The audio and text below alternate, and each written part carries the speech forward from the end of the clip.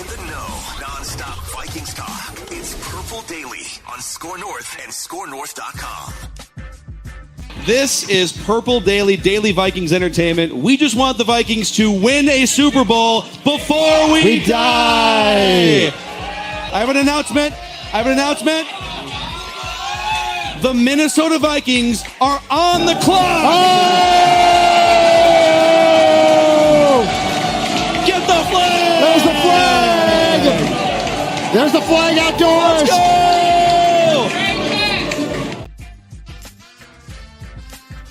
We're alive. We're alive on this Friday morning. Oh my gosh, what a freaking blast last night. By the way, we're going to get into, so we broke down the Jordan Addison thing kind of in the moment. We'll do more Jordan Addison discussion over on Minnesota Sports with Mackie and Judd today, and it'll be a theme throughout the weekend. We're going to take more of a quarterback angle here on this day two after the first round of the draft. But a shout out to our friends at TCL for helping power this show on a regular basis. TCL, one of the world's best-selling consumer electronics brands. They have a new lineup of award-winning TVs delivering the most entertainment with stunning resolution, all at an affordable cost. Enjoy more of the things you love with TCL and learn more at TCL.com. So I think last night, thanks to our friends at Surly, at Park Tavern, and the hundreds of people that showed up at Park Tavern, and we had I think there's over 50,000 views on that overnight on that live draft stream. We had 10,000, just under 10,000 concurrent viewers at one point as the Vikings were about to make that pick. Score North has been around now for 4 years. It's a fairly new brand. The three of us have been really just like, it's a three-man team with some great help and some people at Hubbard Radio that are supportive and help us produce. I think last night was the best night in the history of Score North. Maybe it's a hot take, but I feel like last night was the best night in the 4-year history of Score North. So previous to this, I thought it might have been the draft party that we did a year ago at Surly, which was a ton of fun, but of course it was very cold and we were outdoors and the crowd was outdoors. Yeah, if I had to rank them, I would say my top three now are the first draft party at Surly is 3.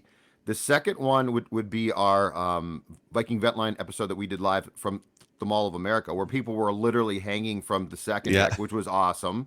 And then last night was 1. So it was super cool. And again, I am just so, we all are, appreciative and thankful because our listeners and viewers are just so awesome. And it's great to be in a community where I think the goal is the same. And it's not to just enjoy the game. Just sit back and watch the game. It's an actual goal to, before any of us die, to see this team win a Super Bowl championship. I think that resonates really throughout this show to everyone that watches it.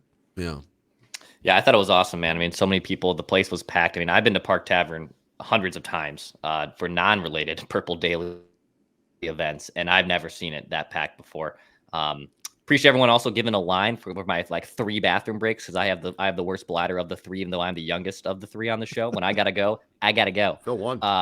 So yes, Phil did win that one. Actually, awesome. I think the headline of last night. Okay, Jordan Addison, Will Levis, all that stuff is great. Old Macadac here did not take a bathroom break. In fact, I think it's worth waving a flag. I don't know. I don't even have a flag. I got the flag. The flag came home with me. I did get it home safely. Did you? Did you put the seatbelt on the flag? Just make sure. There was a security detail, and the flag had its own ride. So it was on its own schedule. Security had to usher it out, but it did get home. Amazing. So thank you everyone. Whether you watched on YouTube, whether you were there at Park Tavern last night, it was so much fun just meeting as many people as we did. People that came in from Denver, from Atlanta, from Virginia, from all sorts of areas of the country. We're super thankful. We appreciate all of you. We're just the 3 idiots that kind of organize this whole thing every day on Purple Daily, but it's the fans and it's the listeners and the viewers that really make this thing go. So, so with that, let's talk about the Vikings. Last night, they drafted Jordan Addison, but they had a chance to draft Will Levis, And we'll kind of turn this into a hybrid Feedback Friday, too. We'll mix in some feedback, and we'll give kind of our opinions on this. But so let's start with Andre Kraus, who chimes in via the Score North app. There's a feedback tab. You can hit us up. We do this every Friday. He says, I've been seeing a lot of post-draft grades for the first round. Surprised to see a lot of criticism toward the Vikings. The theme in every critique is that they passed on drafting a future franchise quarterback in Will Levis or Hendon Hooker. I think the Vikings are getting the majority of the criticism for passing on these two because they were the last team on the board without a long-term answer at quarterback. Although it would be fun to draft a quarterback in the first round, I'd much rather them take a receiver that they love versus a quarterback that's just there and convenient. I think the source of all these poor grades is more mockers being wrong about their analysis of Will Levis and Hendon Hooker. They're taking the frustration out on the Vikings. Houston, Indy, Washington, Vegas, Seattle, Atlanta, Tennessee all passed on these guys. It sounds like some of these mockers are unwilling to admit when they were wrong. That is actually put very well, I think. And I think part of it, too, is on the quarterback. You know, the Vikings in particular were mocked. I mean, think about the steam in the last 2 weeks or so. You know, they're going to take Hooker, Levis. They're going to take, if so-and-so falls. And so, yes, I think that there is definitely a frustration that the Vikings did not follow through. And, by the time you get to the Vikings pick, you have to realize that there's going to be a lot of times a disconnect between what the mocking community hears and believes, which, as we've discussed, you guys, a lot of times it's just complete smokescreens, which teams put out there, and what's really going to take place. I think if you have been discussing the Vikings draft, and using the word fun is perfect, because it would have been fun. Like the Park Tavern, if they had taken Levis in that draft, would have, just gone berserk. Yeah. But the reality is, we have mentioned the possibility of Addison and a wide receiver for how long now? So, yeah, I think if you follow the Vikings closely, you're not surprised. Mm-hmm. I think that if you're a more of a national pundit who said, well, this team needs a quarterback, and so they're going to take one, and then to get a guy who fell through the entire first round. And the last point on Hooker, I'm sticking with what I was saying the entire time. I think that was a huge smokescreen. I think that was put out there, and it's not that the Vikings didn't do their work on him and all of the rest of the quarterback class, but I think the Hooker thing was a very convenient smokescreen the entire time. I don't think Hendon Hooker in any way, shape, or form was ever going to the Vikings or probably in the first round. Yeah, no, look, obviously time will tell, and there's a chance that Hooker or Levis could become great franchise quarterbacks. And Lamar Jackson fell to 32. Aaron Rodgers fell into the 20s. So there are examples of guys that quarterback desperate teams pass on for whatever reason, and then you wind up regretting it in retrospect. I don't know. Maybe they will wind up regretting Will Levis. But sometimes, you guys know me, I'm a former poker player, and you like to think about the big hands that you get pocket aces, or you hit a flush or something and you win a big hand. But sometimes it's the hand that you fold and don't play that wins you the poker tournament.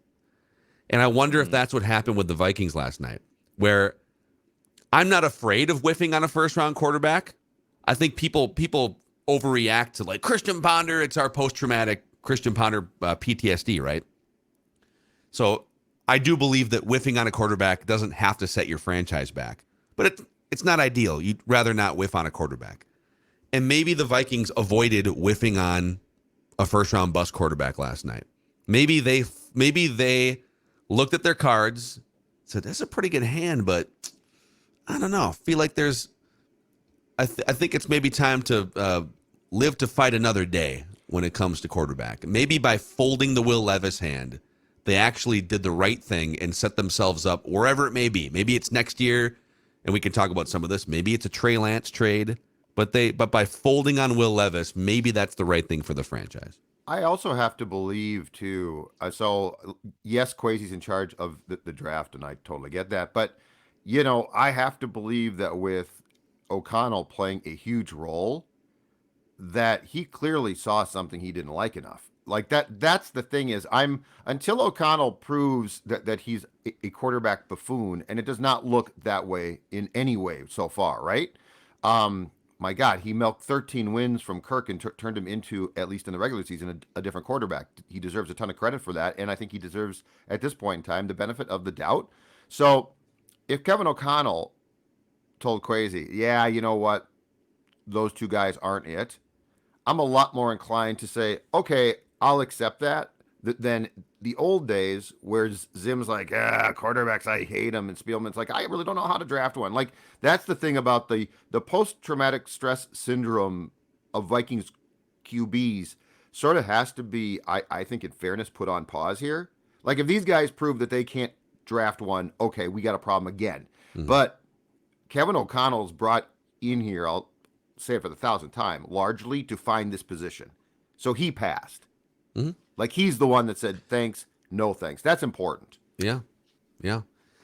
One thing on Will Levis, because I flipped on the national shows this morning, Get Up, and Stephen A's First Take after Get Up. It kind of bothers me. They're running all these highlight packages now, or low light packages of Will Levis throwing interceptions or ducks or not sensing pressure, and showing him sad in the green room. And they're picking, Dan Orlovsky is picking apart, here's why he's not that good. It kind of pisses me off. So he got drafted where he's going to get drafted where he gets drafted. And I get it. We're all part of the hype machine here, right? But he's incorrectly hyped up. And there's a toe injury thing here that plays into it, too. There was a Chris Mortensen report that maybe he needs surgery on the toe, and maybe he thinks he doesn't need surgery. But he was incorrectly hyped. Media and mockers clearly missed something with Will Levis. And there was a couple that said, actually, he's going to fall out of the first round. So there's a couple that were plugged in enough to know how teams felt. Yep. So why now do we have to spend the whole day crapping on this guy? He's going to be a second round pick, probably, whatever. Like, maybe he wasn't always destined to be the number 2 or number 4 pick. Maybe that was all BS and smokescreens. Maybe that's what the Colts wanted you to think so that they could draft Anthony Richardson instead, right? So, like, all this, I don't have any, like, skin in the game on Will Levis, but it kind of pisses me off today that people are just dragging him all morning because, oh, my God, look how far he fell. Well, it's not his. I mean, okay. People were wrong. I think what happens in a case like this is, though, where the mainstream media and the mockers are so wrong, it becomes a great story now to pick apart. Like you almost are looking for the excuses. Now, I will say this. If I'm his camp, I'm not nearly as down in the dauber as I think the perception is, because here's why. If this dude is good, he has a 4-year contract. He'll be a free agent quicker. Exactly. Yeah. I mean, look, Jalen Hurts would have had his 5th-year option exercised right now and still been fighting to get his next contract, and he just got a huge one. So, like, this whole perception of, if you don't go in, the first round is a really nice thing for your ego. But if you think about it, if you prove yourself, and I mean, now this is the thing, if you prove yourself, you got a 4-year contract. If you're starting, you're going to get paid quicker. That's not a bad thing. Now you're going to make a lot less than you would have as the number 2 or number 4 overall pick in the 4 years, right? Because now he's going to make like $1 million instead of $9 million. But he'll be fine. It's a lot of money, though. Yeah, he's going to make it, I think. If you're going to be a bust, that's the thing. If he's a bust, but he's the number 4 overall pick, okay, cool. He makes 30 or 40, whatever it is. He's done. $40 million. He never has to do anything that he doesn't want to do. If he's a bust as a 2nd round pick, he probably has to work again. Get a job as a college quarterbacks coach or something, or go into consulting. I don't know. Or if he just has one good year and teases teams, get a decent second contract, and then ride off into that Carson Wentz sunset, baby. Or a Daniel Jones. Daniel Jones is a made man. That's a good one too. Yep. Okay, there's a couple great look ahead quarterback comments and takes here on Feedback Friday, sort of a what's next that we're going to get to. But Judd, our friends at Livia have been helping Purple Daily viewers and listeners lose a lot of weight over the past couple years. Yep, and as I've been talking about the past few days, I think there was some debate last night about who's the best player, who should be the first pick. But look, it's this simple. When it comes to your weight loss, Livia Weight Control Centers, as you look at a guy, look at that Very svelte, dapper. good-looking, dapper guy. You know what? Body by Livia. That's exactly right. Dropped 40 pounds more than a year ago now. And the most important thing is they're going to help you keep the weight off. And the other most important thing is right now they have a deal that's going to have you going into summer looking good, feeling good, and having all your clothes fit 3 months free. That's right, 3 months for free. 855-GO LIVEA, Livia.com, LIVEA, Livia.com, 3 months free. That, my friends, is the first overall selection in weight loss. Wow. And since we're talking about living a healthy lifestyle here, about 6 years ago, I discovered Athletic Greens products, and it's been a huge boost for my daily nutrition. 75 high-quality ingredients with 1 scoop mixed in with my water in the morning or sometimes middle of the day. And it's just great nutritional insurance. It takes the place of a multivitamin. Takes the place of a probiotic.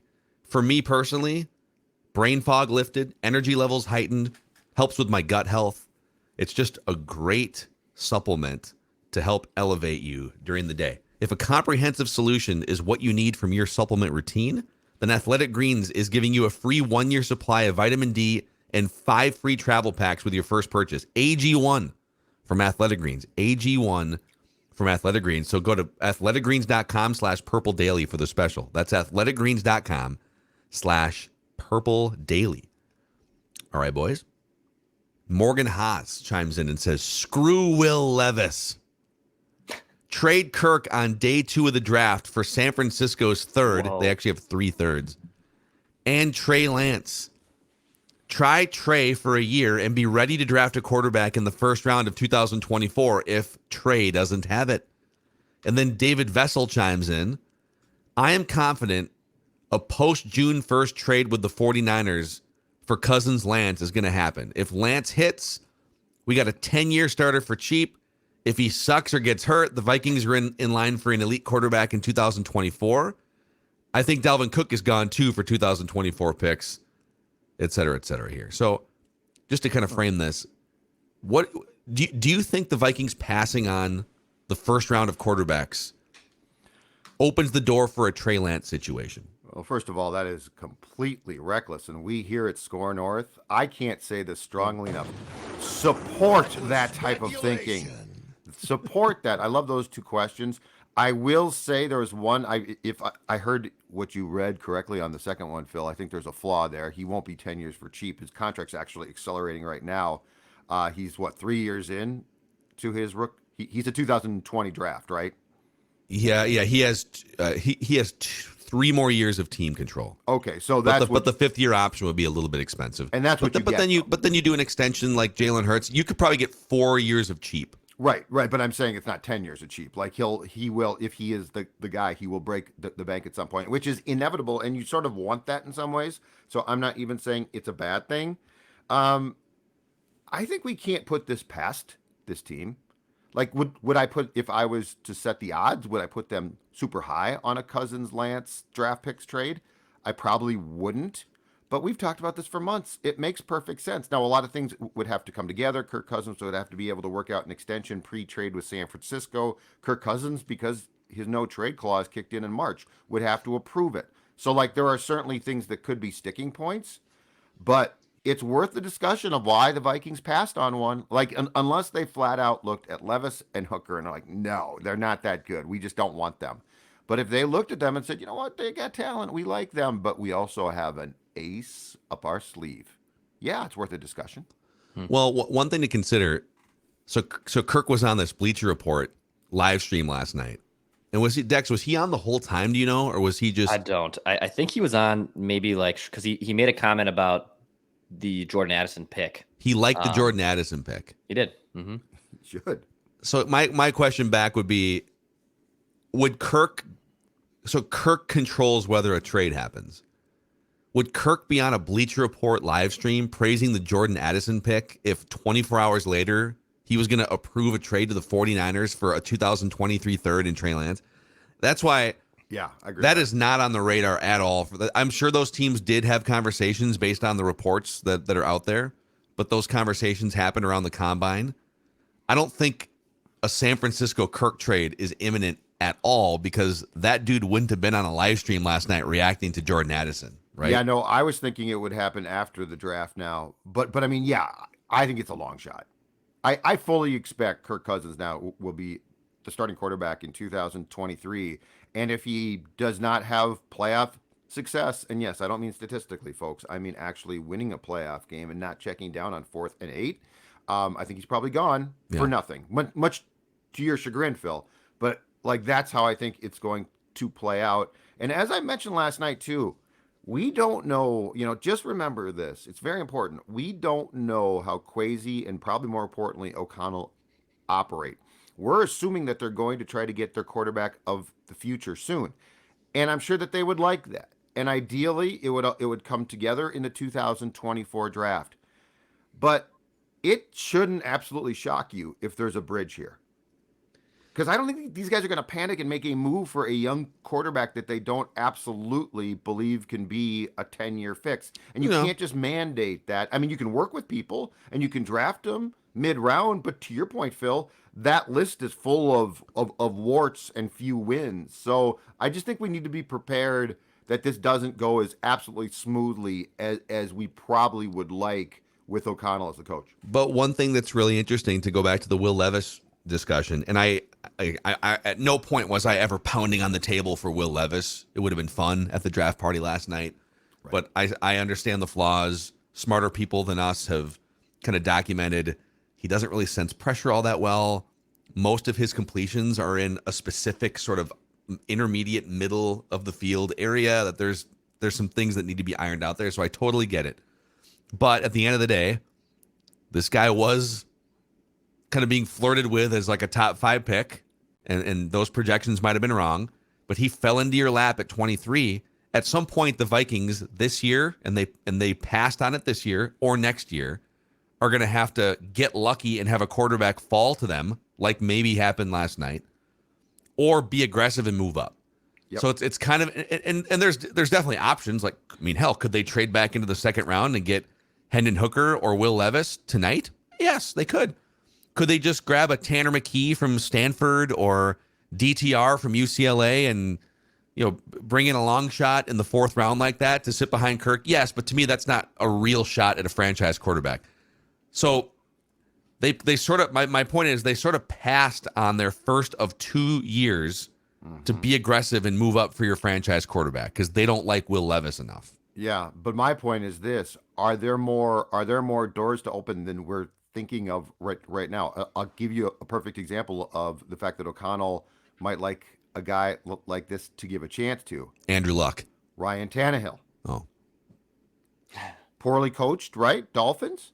Poorly coached. And I'm not saying that he is a franchise long-term guy, but you know what? A bridge quarterback. The Titans, a bridge quarterback, but a younger one who you're developing as well. I'm just saying, I think that we need to be open to possibilities that we're probably not thinking of right now. I am going to be curious if the Vikings do try and get another 1st-round pick at some point in time for 24, though, because if you have your own and another one, now the possibility of getting up to, assuming that those top 2 quarterbacks stay the top 2 quarterbacks, at least becomes better. Because you're right, like that would be the ultimate thing. I just don't think the Vikings are ever going to be bad enough, stripped down to the studs enough to actually be drafting 1st or 2nd in the near future. But you know how this works. You just threw out Ryan Tannehill's name. And there's a bunch of people that are going to hear Judd Judd thinks Ryan Tannehill is a better option than Kirk Cousins. Cheaper.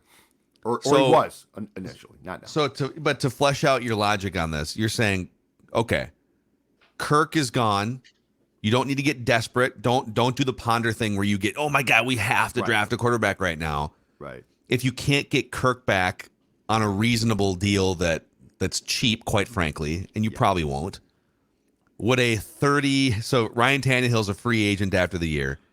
He'll be 36 years old, but No, but I'm saying him when he came from the Dolphins. I'm sorry. I'm sorry. Oh, okay. I'm saying like if Trey But Lance, he would also be an available cheap bridge quarterback after the well, season if you needed that. no, but I'm saying like if Trey Lance gets stuck in San Francisco again, Got and it. let's say he doesn't play, and now his contract is basically done with, would you give him the chance and try and develop him? No, Okay. so when Tannehill, who I think was pretty much a washout with the Dolphins, is like the 8th pick, right? I'm saying at that point in time, would O'Connell identify a group of young quarterbacks who he thinks have not been given a fair shake or coached well? So yeah, not Tannehill now, just a Jared Goff. scenario like that. No, I'm not saying an old man. Okay, Well, Jared Goff's not he's old. not that old. Yeah, well, the Lions love him, and now they got a linebacker actually- and running back. What could He's go actually wrong? It's pretty good. So yeah, I mean, I guess your next steps at quarterback here are you could definitely still draft one tonight or tomorrow, and we'll let that play out. So take a flyer on a mid-round guy. You could somehow set yourself up for 2024, although I don't know, now that you've unloaded your first round pick for Jordan Addison, I don't know that there's a way to like, I guess a Daniil Hunter trade could set Right. you up for 2024. That's what I've been speculating, at least. Could you get a conditional first round pick or a second? Now you have 2 first round picks in 2024 and a better shot to move up. But it's going to be so hard if Drake May and Caleb Williams, who are the 2 stud quarterbacks in next year's draft, if those guys continue to perform well and stay at the top, those guys are going 1 and 2. So it's possible that if the 2 teams drafting first and second need a quarterback, like if Tampa Bay goes 3 and 14 and whoever else, they're just going to draft. You're not going to be able to trade up into those slots. Correct. So you might, like you're saying, you might have to get creative here because you passed on the first round quarterbacks. Everything from this point forward in this draft is a quarterback flyer. It's a risk. It's a project of some kind. Mm-hmm. So you can either get aggressive in the 2024 draft with no real guarantees that you could get Drake May or Caleb Williams, or you get creative with a Trey Lance trade. You get lucky with your development of a mid-round flyer guy, or you hope that Aaron Rodgers has a weird year in New York, just like Brett Favre did 15 years ago. Retires in air quotes, but never files his papers, and then the next thing you know, he's in purple.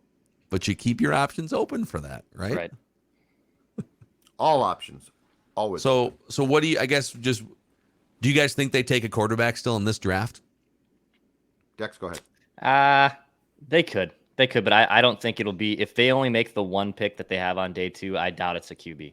I agree with that. I doubt it's a QB. If there's a trade back, Stetson Bennett, 5th round, but maybe a day 3 flyer. I think with only 1 pick though on the board for right now, it's probably more looking like a day 3 option. If they don't add picks, and I do expect that at some point in time that they will probably starting in the 4th round or so add picks, but if they don't and it's 5 picks, I don't know that they take one. Like if they are at 5 I think picks, they do.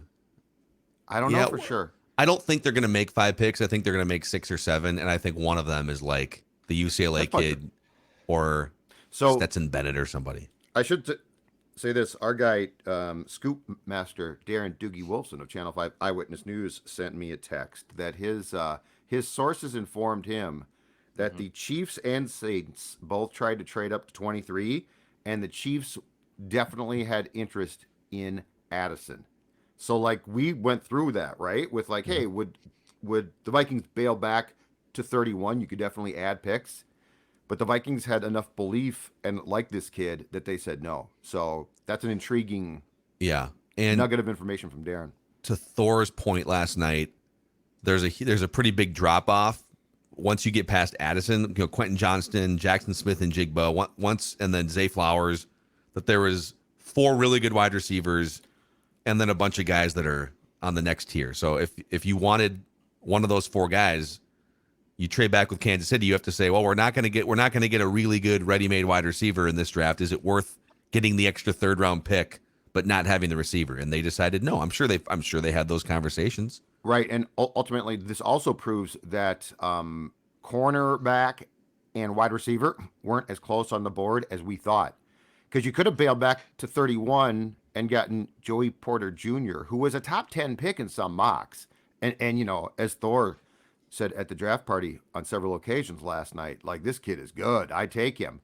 But it proves that the draft board at TCO had receiver much higher than cornerback. Yep. So, all right. Well, that's just kind of an abbreviated Feedback Friday here. Good questions. As we shake off the cobwebs. Yeah, some good. I love the reckless speculation off of that. But all this can change, obviously. And we will be live tonight. We're still sort of formulating exactly what the plan is. But we will be live tonight during the second and third rounds. And we'll probably, because they're not going to make a pick until the 87th pick. But we'll have some fun topics. We'll bring in Tyler. We'll bring in Thor. And we can speculate tonight. And maybe we even do like a casual vent line, bring people in and kind of react to yesterday. So we will have some great entertaining live content for you. Judd, maybe at the XL Energy Center for Game 6 while also doing Vikings duty. That's the plan. Yep. So, yeah, awesome. I will transition from the optimism of the draft to potentially calling for Dean's head by about 12:15 a.m. It's going to be great. It's going to be great. So, all right, thanks again to all of you who have helped us build this thing up to a sort of a pinnacle evening last night. We appreciate all of you, whether you watched on YouTube, whether you came out in person. And, we'll see you later on tonight for rounds 2 and 3. Purple Daily Vikings Entertainment.